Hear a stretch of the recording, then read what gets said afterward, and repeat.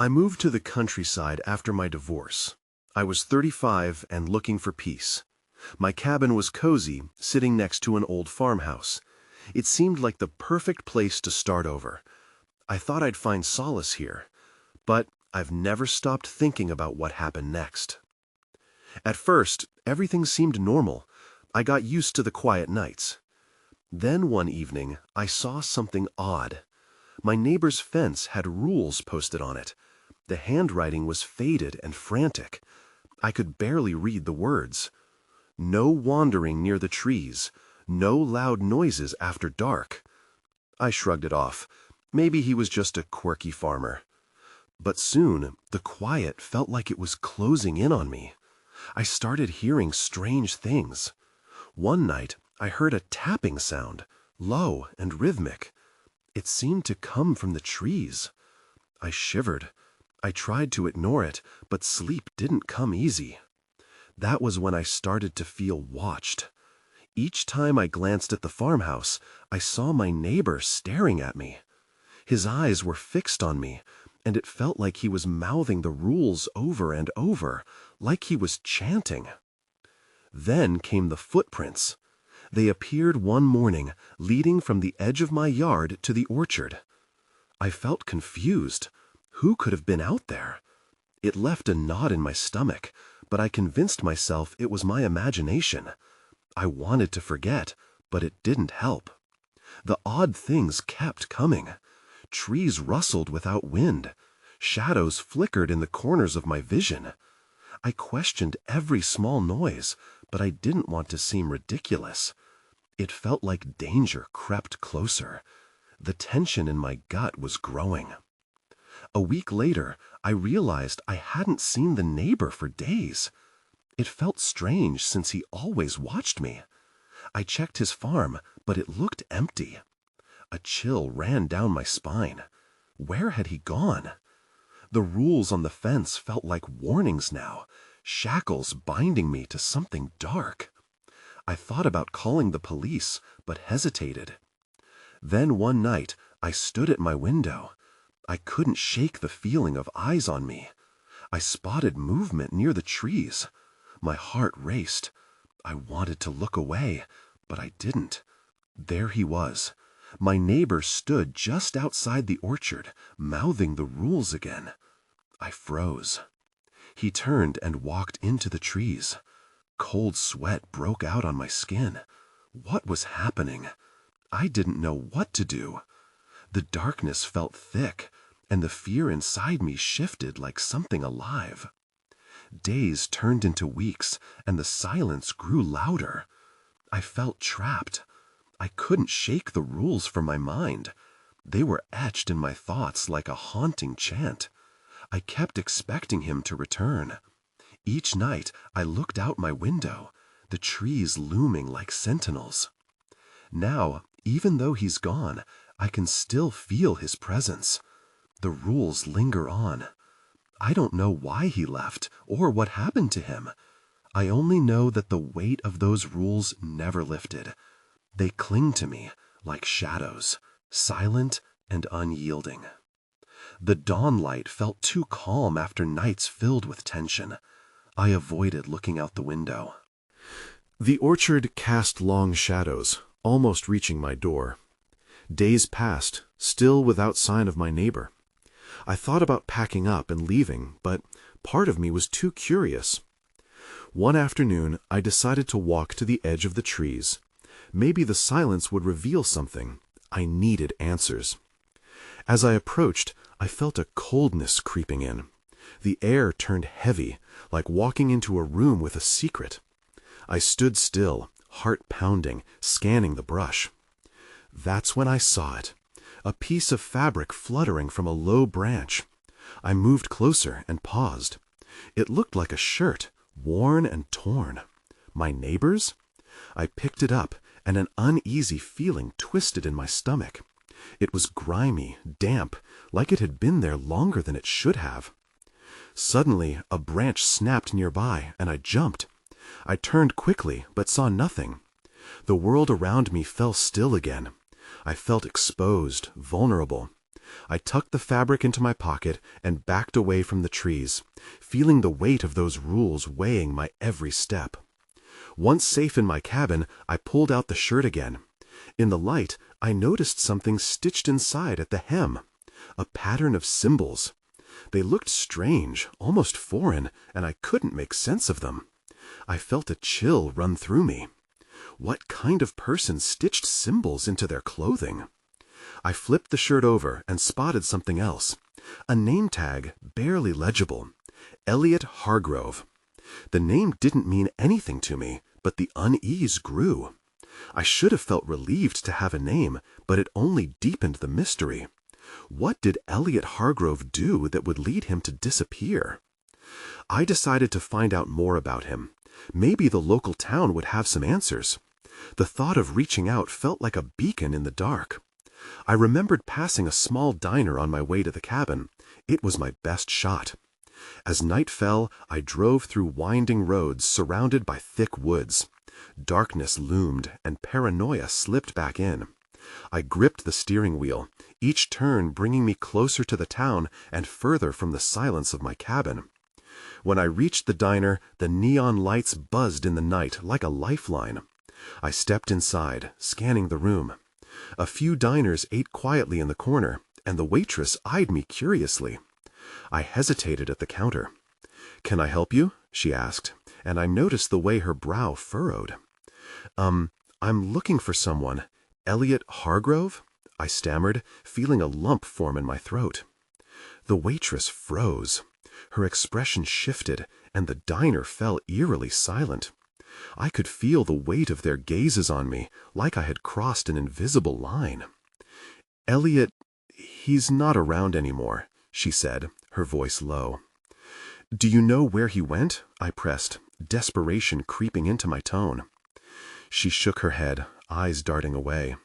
"No one really knows. You shouldn't go looking, you hear." Before I could respond, someone from the booth behind me stood up. The man was tall and rigid, his jaw set tight.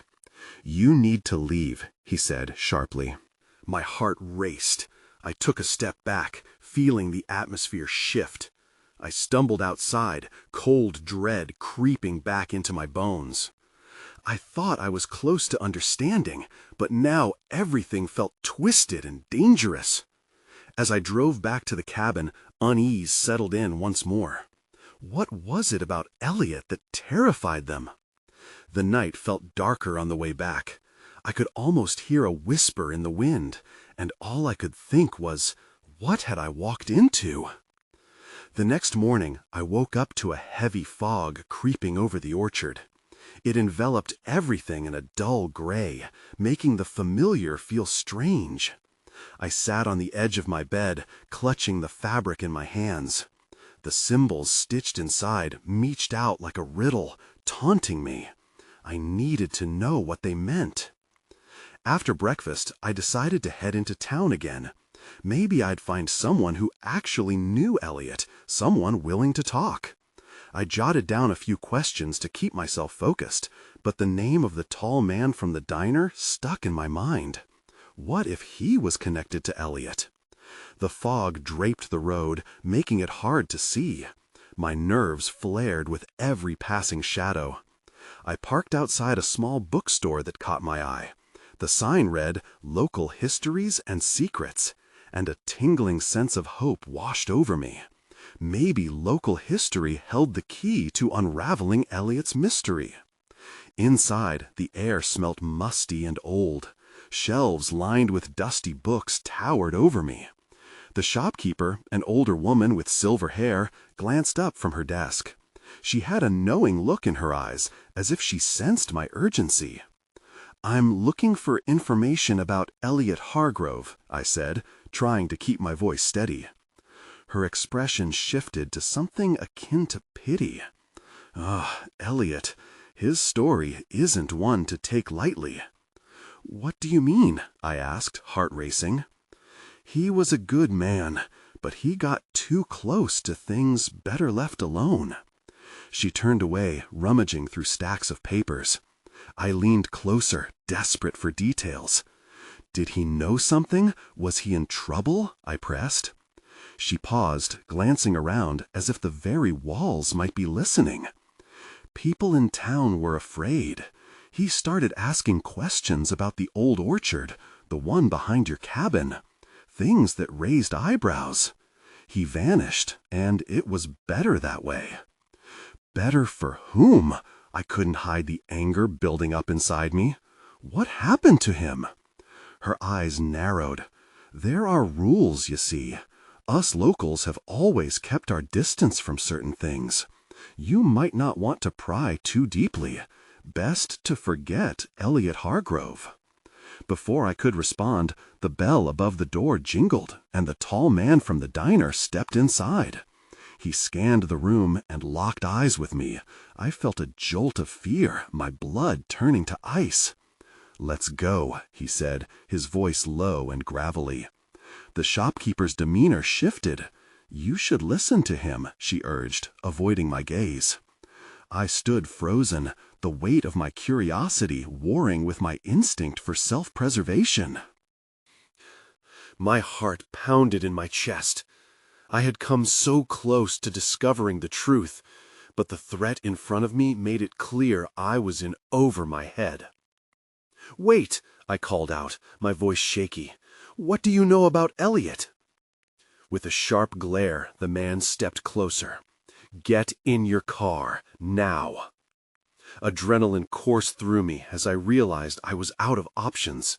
Time was running out. Whatever Elliot knew, I was about to uncover something even darker. I backed away slowly, knowing this encounter was just the beginning. I couldn't shake the feeling that someone was watching, that I was not alone in this search.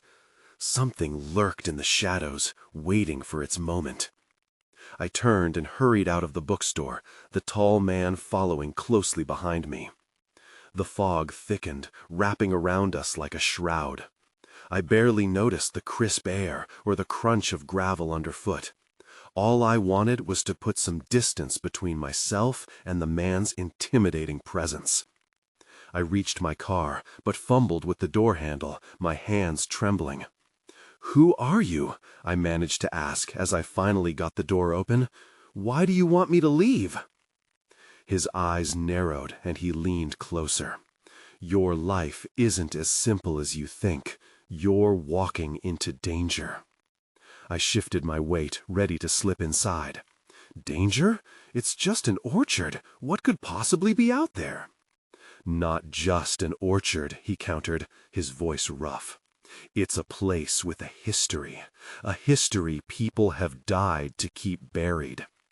A chill ran down my spine. "What do you mean?"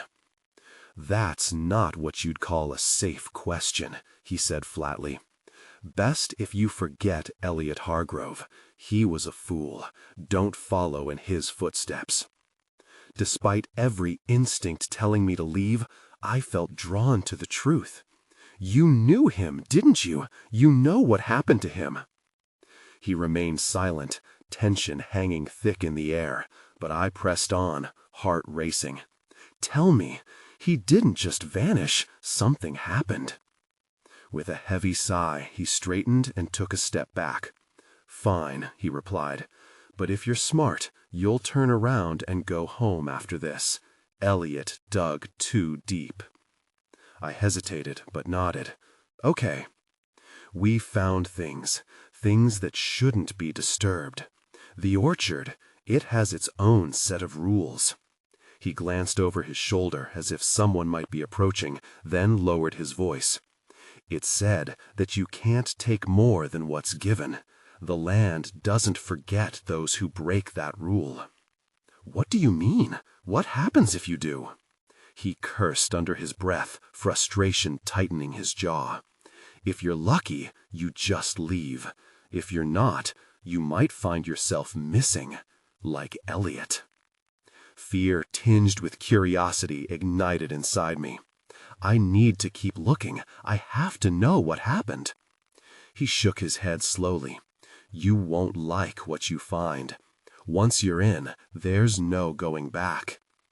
I started to feel trapped between my desires and the warnings he gave. What if I find Elliot alive? What if he's out there? Then you'd best be prepared for the truth, he said. But remember, not all truths are worth knowing. Before I could respond, he turned away, crossing the road into the thick fog. My heart raced as I called out, "Wait, where are you going?" He didn't look back, vanishing into the mist. Panic gripped me. Deep down, I knew I was alone, but the need to discover the secrets of the orchard pushed me forward. I climbed into my car, trembling with every breath. My hands tightened around the steering wheel as I turned the engine over. I needed to see the orchard for myself, to confront whatever lay hidden in its depths. I pulled away, heart pounding. Then, everything went dark. The lights flickered and died, leaving me in total darkness. I pressed on the accelerator, but the car stalled. The eerie quiet enveloped me, and I had the unnerving feeling that something was outside, watching, waiting. The fog thickened further, pressing against the windshield. I couldn't shake the sense that my search had only just begun, and danger lurked just beyond sight. I needed to find the orchard. I needed to know what was waiting for me there. I sat in the dark, heart racing, feeling trapped and exposed. Every shadow outside the car seemed alive, shifting with an intent I couldn't understand.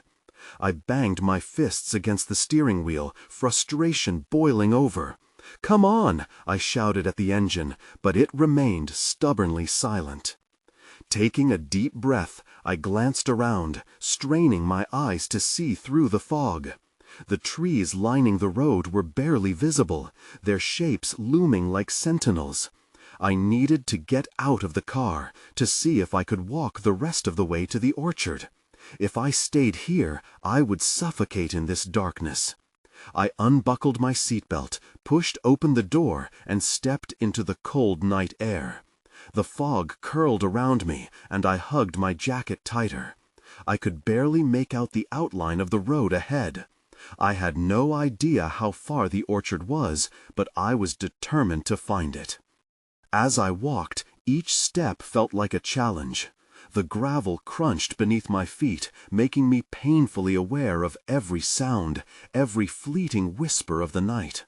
I glanced over my shoulder, half expecting to see the tall man emerging from the fog, but I was alone. I had made it a good distance when I stumbled upon a wooden sign partially obscured by overgrown vines. I leaned closer, wiping away the dirt and grime. "Hargrove Orchard," it read. My stomach twisted. This was it, the place where Elliot had vanished. The trees surrounding the orchard loomed larger now, thick with leaves and heavy with Ben-ripened fruit. They appeared almost alive, their branches swaying gently, even though there was no wind. The atmosphere felt charged with an unsettling energy. I took another step forward, the ground beneath me crisp with fallen apples, an odd contrast to the fear mounting inside me. Suddenly, I heard a sound, a faint whisper that seemed to drift on the breeze. My breath caught in my throat. I turned sharply, scanning my surroundings, and that's when I saw it, a figure moving between the trees. My heart raced, a mix of fear and intrigue flooding my senses. "Elliot?" I called, my voice trembling. Was it really him? The figure hesitated, then darted behind a tree. "No!" I yelled, instinctively pushing forward. "Wait!" But as I made my way deeper into the orchard, the whispering grew louder, filling my ears with unintelligible murmurs. I felt an invisible thread tugging at me, guiding me deeper into the heart of the trees. The fruit hung low, ripe for picking, but every instinct screamed at me to stop. That tall man's warnings echoed in my head. I couldn't take more than what was given. As I pressed on, the branches overhead tangled tighter, creating a claustrophobic space. I paused, breathing heavily, trying to shake off the sense of dread. Maybe this wasn't the place. Maybe I was about to make a terrible mistake.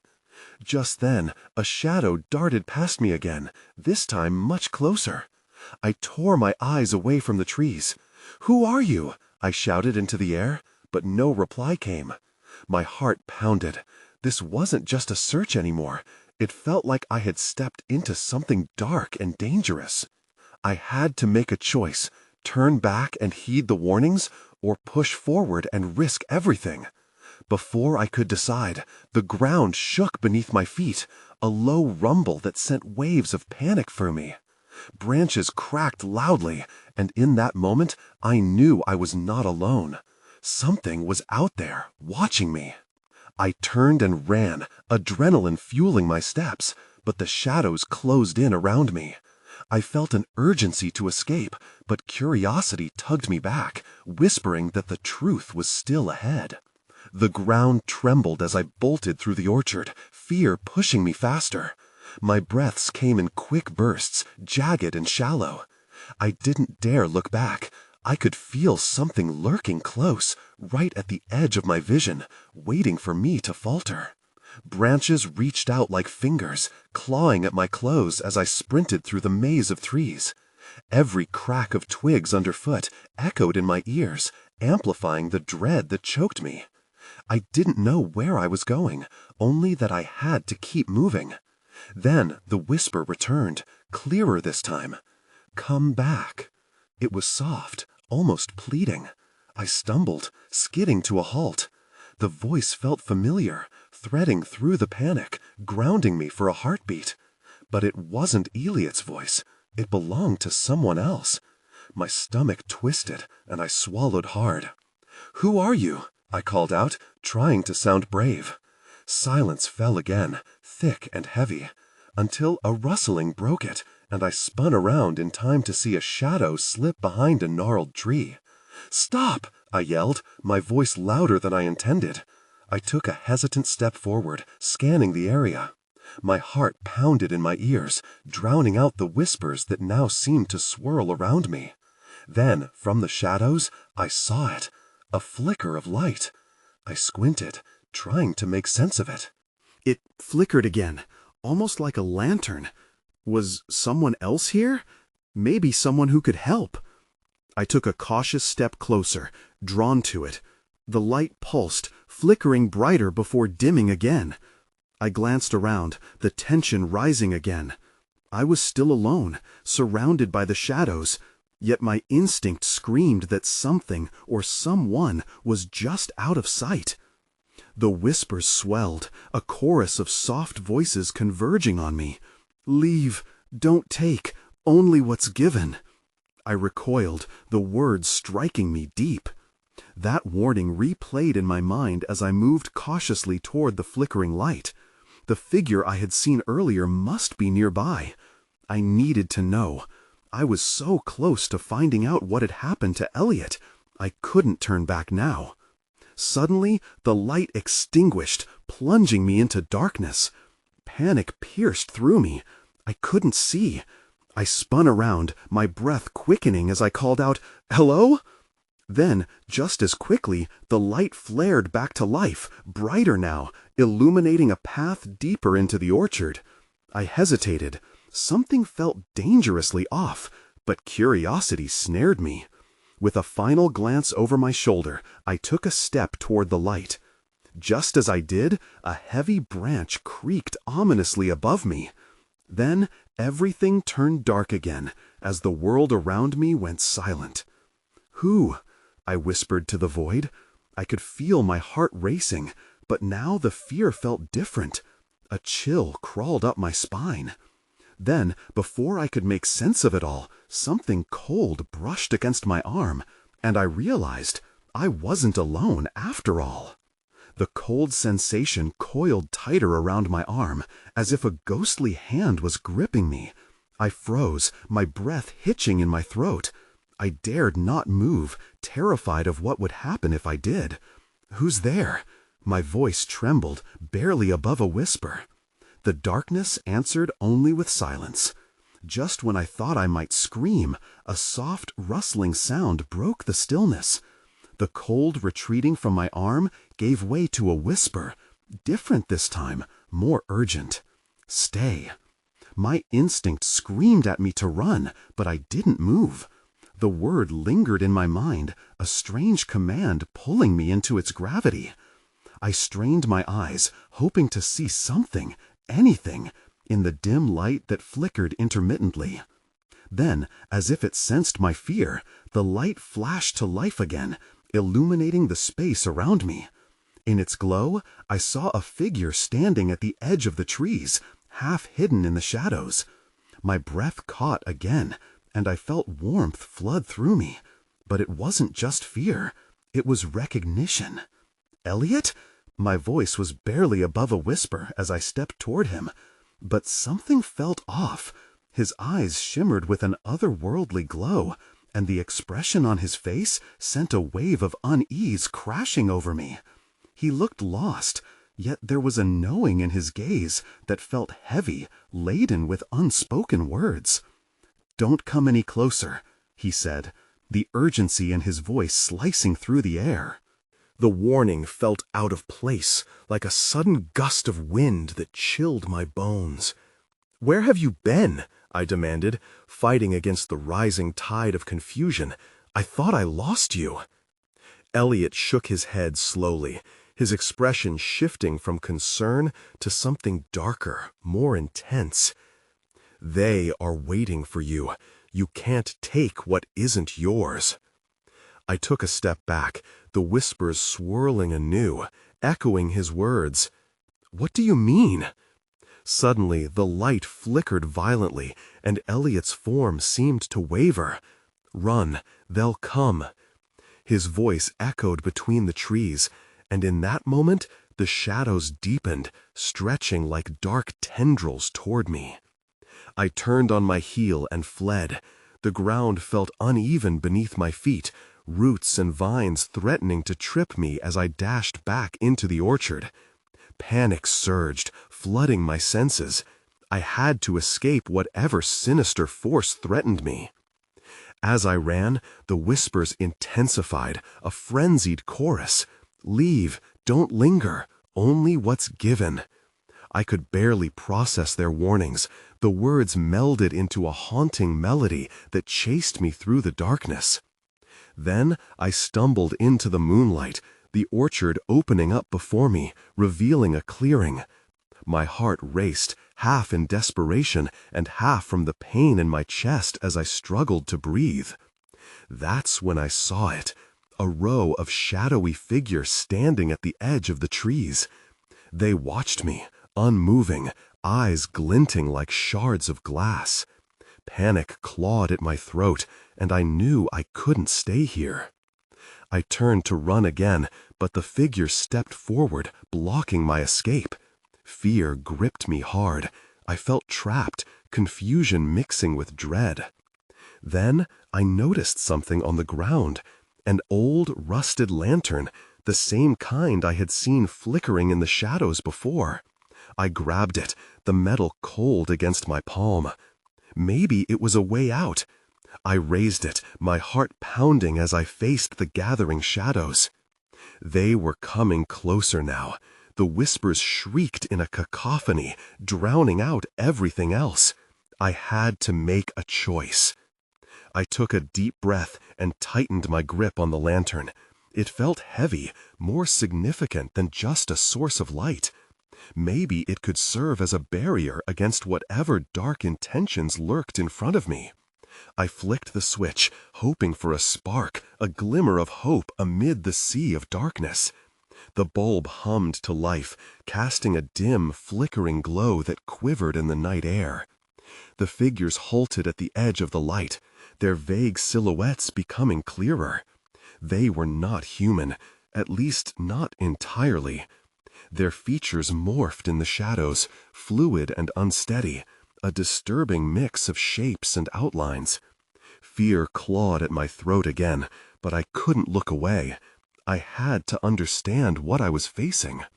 "What do you want?" I shouted, my voice surprisingly steady. I'm not afraid of you." It was a lie, but I hoped they couldn't tell. The one in front stepped forward, its elongated fingers stretching outward in what looked like an invitation. Its eyes flashed, reflecting the lantern's light in a way that sent a shiver down my spine. "You know our rules," it rasped, the voice scratching like dry leaves. "You've lingered where you don't belong." I blinked, confusion overtaking my fear. "What rules? I don't even know who you are." My heart raced, the buzz of adrenaline fueling my resolve. The figure leaned closer, its face coming into focus. It was a grotesque echo of Elliot, his features warped into something nightmarish. "You were never meant to return. This land remembers." My chest tightened. The orchard, the old house, everything I had thought I understood about this place was crumbling. I needed to get away, but how? The whispers intensified, drowning out my thoughts. I felt their pull, 1,000 voices urging me to comply, to surrender what I carried. "Leave, surrender what is owed," they echoed, the chorus rising like a tidal wave. "No!" I shouted back, the word escaping my lips like a desperate plea. I pointed the lantern at the figures, willing its light to banish them. "You can't have me! I won't give in!" They didn't retreat. Instead, their faces twisted into mocking smiles. "You have what belongs to us, and now you must pay the price." I felt my knees shake, the cold dread that had begun creeping back down my spine. I took another step back, scanning the perimeter for another escape route. That's when I noticed something buried in the underbrush behind the figures. A glimmer of metal caught the light, a key lying half hidden in the dirt. Without thinking, I lunged for it, grasping the key tightly in my fist. It felt warm against my palm. The figures hesitated, their attention shifted to the object of my focus. "What is that?" one hissed. I didn't stay to answer. Heart racing, I turned and sprinted back toward the orchard, desperate for the safety of the trees. I had no idea what the key unlocked, but whatever it was, it had to be better than what waited behind me. As I fled, the whispers began to fade, replaced with a singular voice. "You cannot escape the past. We will follow." With that haunting promise echoing in my mind, I dashed past the remnants of the orchard, toward the unknown, the key clutched tightly in my hand. Perhaps it was my only chance to uncover the truth behind Elliot's disappearance and the chilling grip of the shadows that refused to let me go. I burst through the gap in the trees, my breath coming in sharp gasps. The moon hung high, barely illuminating the winding path that led back toward the house. I could sense the figures shifting behind me, their whispers trailing off, but never truly disappearing. They were still out there, waiting, plotting. The key felt like a burning ember in my palm, its weight both a comfort and a burden. I didn't stop to dwell on the shadows I'd left, but the fear coiled tightly around my chest. My mind raced. What had I stumbled into? Eli's disappearance had always been a mystery, but now it felt tangled in something much darker, something that wanted to claim me, too. I reached the old porch and fumbled for the door, my hands trembling as I pulled it open. Inside, the air was stale, thick with dust and memories. I needed to find a place to think, to figure out what to do with this inexplicable key. As I stepped inside, a chill ran through me. The house creaked, a familiar sound now tinged with an ominous quality. I made my way to the kitchen, where the moonlight pooled lazily on the table. I set the lantern down and took stock of my surroundings. The peeling wallpaper, the musty smell, the shadowy corners that seemed to lean in closer. Then everything shifted. A noise, a soft scrape, came from the hallway. I froze, my heart pounding. I couldn't let my imagination rule me. It was just the house settling, I told myself. Just the echoes of a past I couldn't quite grasp. But then I heard it again, louder this time. It sounded like footsteps. My instinct was to hide, but I didn't have time for that. I felt a pull toward the staircase. Maybe there was something up there that could help me understand the key and the ominous figures. I glanced back at the door, half expecting to see shadowy forms looming outside, but nothing appeared. I took a deep breath and climbed the stairs, each step protesting under my weight. At the top, I paused in front of the door to Elliot's old room. The key felt warmer, tinged with urgency. I hesitated only for a second before turning it in the lock. The door swung open with a soft creak. Inside, the room was cloaked in darkness, dominated by a musty scent that screamed neglect. Dust hung in the air, caught in the moonlight. I stepped forward, scanning the room. Shelves lined the walls, cluttered with books, trinkets, and an unsettling number of framed photographs. They all showed Elliot, smiling, unaware of the fate looming over him. I took a few steps deeper and noticed a small desk in the corner. On it sat a tarnished box, its lid slightly ajar. I approached, a strange compulsion urging me forward. As I reached for it, a sense of foreboding filled the room. Something was not right. That's when I saw it, a flash of movement in the mirror hanging above the desk.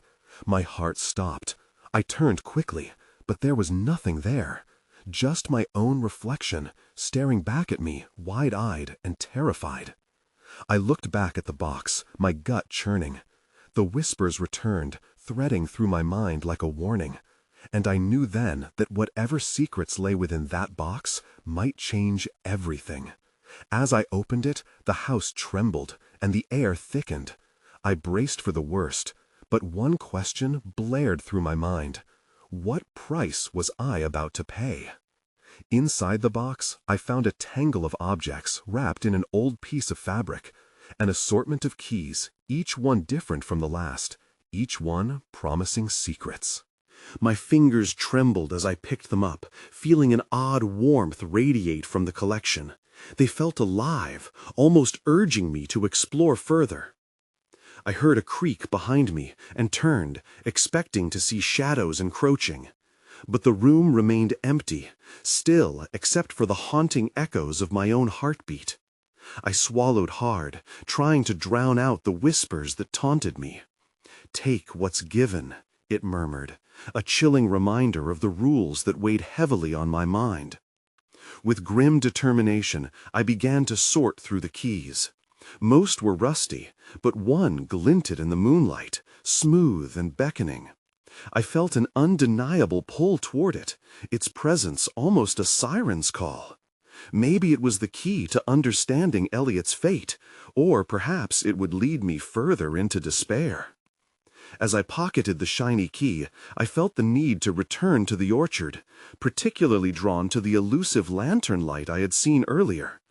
It felt like the only way I could unravel the chains of fear binding me. I had to confront the shadows and find answers, whether it meant facing Elliot or the malevolent forces that surrounded him.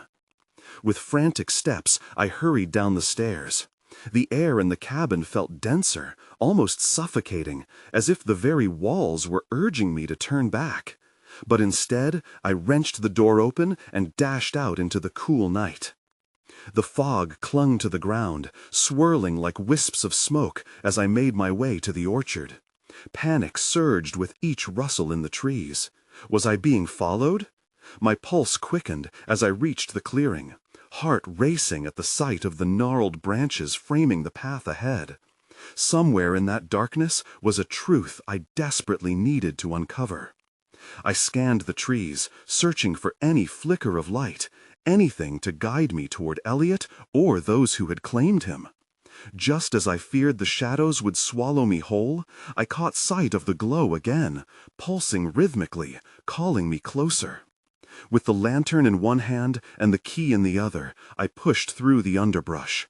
The whispers now amplifying, chanting in frantic tones. Only what's given, don't take what isn't yours. They enveloped me, a dissonant chorus echoing the dangers that lay ahead. As I approached the source of the light, the shadows shifted, revealing the figures I had seen before, mocking, taunting, still waiting just beyond the trees. But I pressed on, fueled by a desperate need for resolution.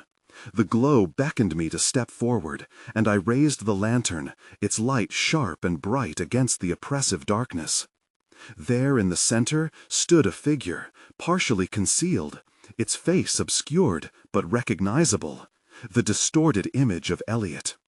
"You shouldn't have come back," he rasped, his voice jagged, as if he were threading a needle through the very fabric of reality. "I need to understand," I shouted, but the shadows surged closer, whispering again of rules and consequences. I realized then they had grown bolder, emboldened by my presence, the air thickening as dread settled over me like a veil. "You don't know what you're asking for," Elliot warned, stepping closer. "You won't find what you seek here." "Then where?" I implored, desperation creeping into my voice. "What happened to you, Elliot? Can't you leave?" "They won't let you leave. Once you enter, you become part of the story," he said, seemingly torn between warning and pleading. "They want a payment." "Payment? What kind of payment?"